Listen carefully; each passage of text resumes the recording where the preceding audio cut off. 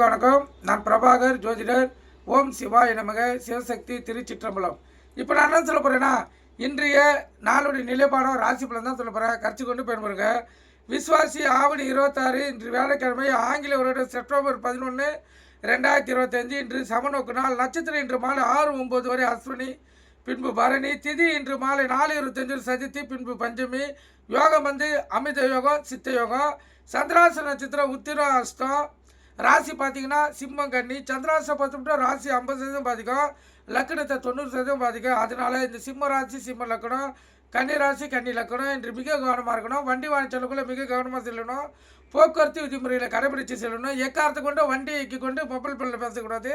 சிந்தனைகள் சிதறி விபத்துகள் ஏற்படுறதுக்கு அதிக வாய்ப்பு இருக்குது.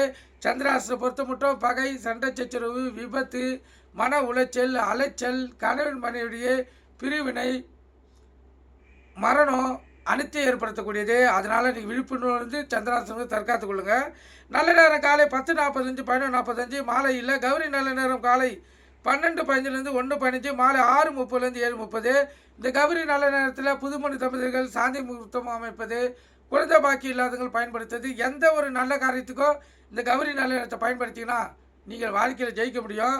அதே போல் இந்த சுப வரையும் சேர்த்து பயன்படுத்தினா இன்னும் அற்புத பலன்கள் 100% உங்களுக்கு கிடைக்கும். இன்று வியாழக்கிழமை என்பதால் இன்று குரு பகவான் தான் ஓரநாதன் கதாநாயகன். இப்போ குரு வாரம் பார்த்தீங்கன்னா காலை 6 to 7, மதியம் 1 to 2, இரவு 8 to 9. இன்று சுபநாள் தான். எந்த ஒரு இப்போ வீடு கிரகத்தை வைக்கிறீங்க, இல்லை ஒரு அலுவலகத்தை புதுசாக ஆரம்பிக்கிறீங்க, இல்லை ஹோட்டல் டீ கடை எதுவாக இருந்தாலும் சரி, நீங்கள் முகூர்த்த நாளை பார்த்து ஆரம்பிக்கிறத விட, இது முகூர்த்த நாள் தான் இன்று, நீங்கள் அதை பார்த்து ஆரம்பிக்கிறத விட இந்த குரு வரையான 6 to 7 ஆரம்பிச்சிங்கன்னா அற்புத பலன்களை கண்ணெதிரில் உங்களால் பார்க்க முடியும். கருத்தில் கொள்ளுங்கள். இந்த குரு வரையில் யமகண்டம் இருந்தால் கூட எந்த பிரச்சனையும் இல்லை. ஏன்னா குருவும் கேதுவும் சேர்ந்துருந்தால் அந்த ஜாதகருக்கு கோட்டீஸ்வர யோகம் ஏற்படும். அந்த அடிப்படையில் யமகண்டம் இருந்துச்சுன்னா எந்த பிரச்சனையும் இல்லை. ஆனால் ராகு காலம் இருந்தால் நீங்கள் அதை தவிர்க்கணும். கருத்தில் கொள்ளுங்கள். யமகண்டம்னா எந்த பிரச்சனையும் இல்லாமல் நீங்கள் 6 to 7 உங்களுடைய கிரகப்பிரதனாலும் சரி, எந்த ஒரு நல்ல காரியம் பண்ணிங்கன்னா 100% நீங்கள் அற்புத பலனை பார்க்க முடியும். அந்த வீடு உங்களை வாழ வைக்கும். இது ரிஷி முகூர்த்தம், பிரம்ம முகூர்த்தம், இதெல்லாம் கடந்து இது ஒரு முகூர்த்தம். கருத்தில் கொள்ளுங்கள். அற்புத பலன்களை கண் எதிராக நீங்களால் காண முடிய வாய்ப்பை இந்த குரு வரை செய்யும். நீங்கள் கருத்தில் கொண்டு பயன்படுங்க. ராகு காலம் மதியம் 1 to 3, யமகண்டம் காலை 6 to 7:30, குளிகை காலை 9 to 10:30. குளிகைனா மாந்தினா குளிகை. இந்த காலகட்டத்தில் எந்த ஒரு நல்ல காரியமும் கெட்ட காரியமும் செய்யக்கூடாது. அது தீவினையை ஏற்படுத்தும். சூலம் வந்து தெற்கு. கோயிலுக்கு சென்றால் தெற்கு சைடு பார்த்து தான் கற்பூரமாக விளக்கை ஏற்றணும். அப்போ தான் உங்கள் கோரிக்கைகள் நிறைவேற்றப்படும். கருத்தில் கொள்ளுங்கள். இப்போ ராசி பலன் பார்க்கலாம்.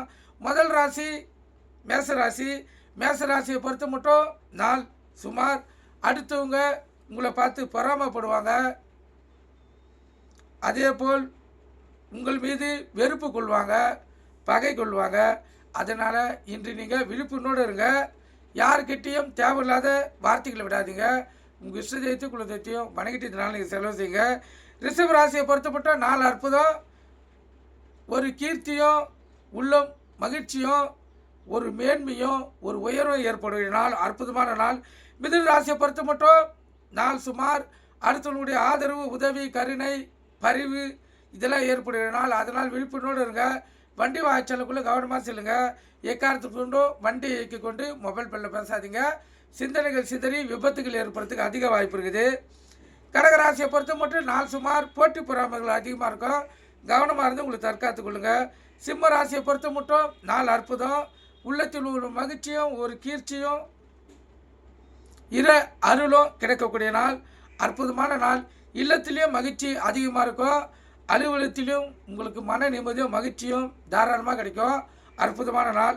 கன்னி ராசியை பொறுத்த மட்டும் அடுத்தவங்களுடைய ஆதரவு, அனுதாபம், உதவி, கருணை இதெல்லாம் ஏற்படக்கூடிய நாள்.